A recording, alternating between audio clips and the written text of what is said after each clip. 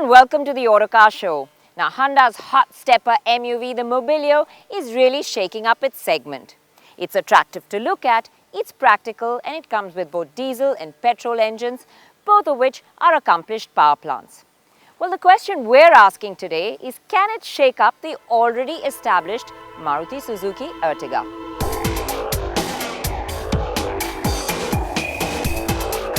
Put the cars side by side and the Mobilio definitely packs more punch.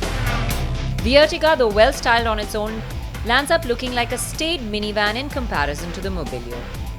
The Mobilio's front is reminiscent of the Amaze, but with all the cuts, creases and kinks in the window lines, the Mobilio looks stylish. The floating D-pillar, the angular tail lamps and the smartly designed tailgate are all highlights in a racy looking car. Yep, the Mobilio looks more like a car than a people mover. Unfortunately, the Mobilio doesn't wow the same way on the inside. There is too much of a mix of colors and the dash looks sparse in comparison. The Ertiga's interior looks much nicer than that of the Mobilio, especially the dashboard, the layout and the color combination. The Mobilio has borrowed it from the Brio and the Amaze and lands up looking very basic and lackluster. There are lots of nice touches in the Ertiga, like this nifty cup holder that's there, there's spaces on the dashboard and cubby holes, but there's really not that much practicality and storage as there is inside the Mobilio. Let's take a look at the equipment list of both and how practical they are.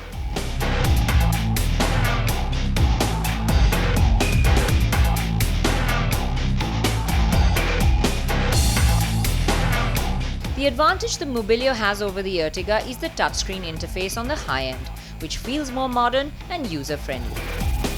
The Mobilio may offer up a Spartan interior, but it definitely scores on space and practicality. The slim front seats and compact dash open up a lot of room on the inside, and this means that the Mobilio offers its second and third row passengers more legroom than the Ertiga. Not only is it more spacious, but it's more practical too. Now the Mobilio's rear seat or third row is really easy to access. Single flip of a lever, lots of space to get in, and comfortable room at the back. The only problem, however, is that even for someone as short as me, you sit knees up because the floorboard is really high. The Ertiga in comparison doesn't have as much room in its third row, nor is it as easy to access, but the seating position and the thigh support is much better, making that third row seat overall the more comfortable one in the long run. All the seats in the Ertiga are overall better cushioned as well and more comfortable to be in. Also, with clever use of the sliders, you can adjust the middle row to open up enough legroom for the third row passengers as well. Both the Ertiga and Mobilio have adjustable middle row seats and aircon vents too.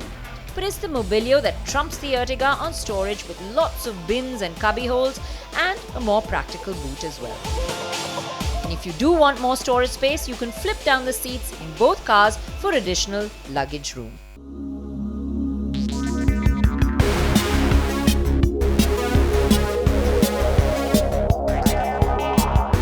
At the opposite end to the boot, under the hood, the Mobilio starts off with an advantage over the Ertiga. It has a larger 1498cc engine in comparison to the Maruti's Fiat-sourced 1248cc multijet. Now the Ertiga's engine is smaller than that of the Mobilio, but it makes the same amount of torque, which means it uses a bigger turbo. Now the effect of that is less torque at low revs. And that's very, very noticeable, the sluggishness. You really have to work the gears in this car.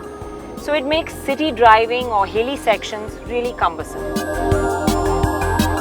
You often have to wait for the power to come after you put your foot down, and the lag feels really pronounced.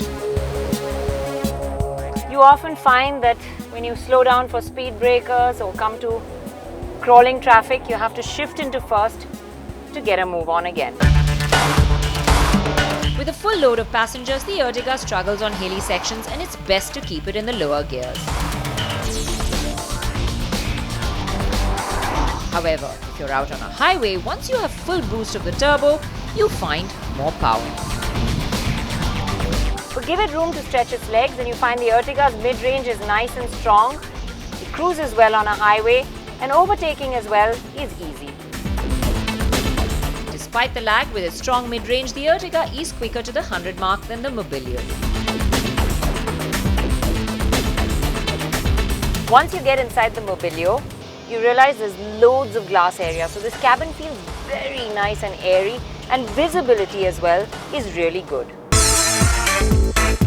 The Ertiga may be quicker to that 100 mark, but it really doesn't feel as drivable as the Mobilio. The Mobilio really makes driving easy. The spread of torque is nice and wide, and power comes in from as low as 1500 RPM. So be it cutting through heavy city traffic or overtaking out on the highway, all you need to do is extend that right foot, press the accelerator, and the Mobilio will dish out power whenever you want. You really don't have to work the gears much. In fact, it has really tall gearing and you can pull in each gear all the way. But shifting up early actually gets the best out of this engine and makes driving effortless.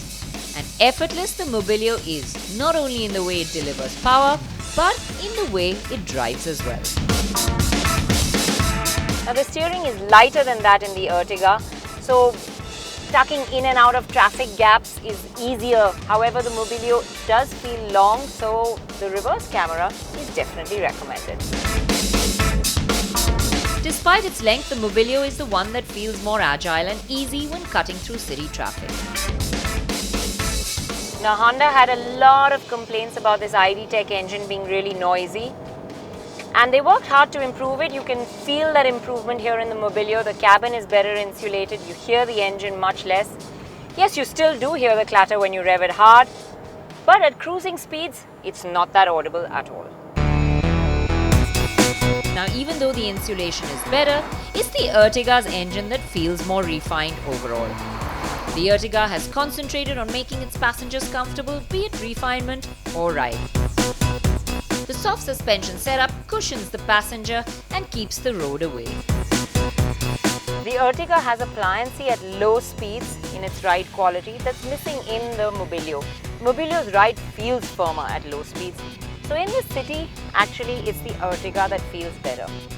But the flip side of this is that when you go faster over bad patches of road or undulating sections, the Ertiga tends to toss you up a lot more because it's softer sprung. The Mobilio, on the other hand, has a firmer ride, but it feels flatter and more consistent than the Ertiga, making long journeys comfortable ones. The slightly stiffer setup also ensures that behind the wheel, it is the one that offers the better experience.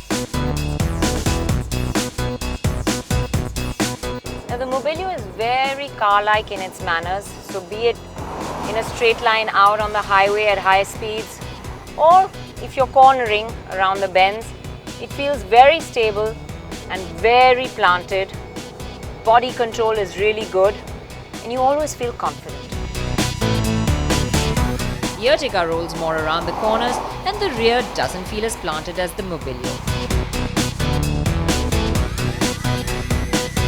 Now out on the road, it's a closely fought battle between these cars, each one having their strengths and weaknesses.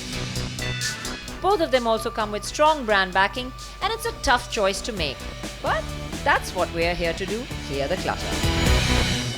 Well, it's a closely fought battle between these two, and it's really neck and neck in most places. Well, there's no denying that the Ertiga comes at great value and sets out to do what it's meant to. It's a comfortable, practical people mover. But then there's some things that let it down. The fact that it looks very utilitarian and just like a people mover, nothing else. And of course the engine, which makes driving really hard in some conditions. Well, the Mobilio, on the other hand, is a lack more expensive, but then it looks far more stylish. The cabin inside feels far more airy, it is more spacious, you get more boot space, it rides and handles nicely, and of course there's that engine that makes driving a breeze. So even at that lack extra, if I were looking for a family people mover, the Mobilio would be my choice.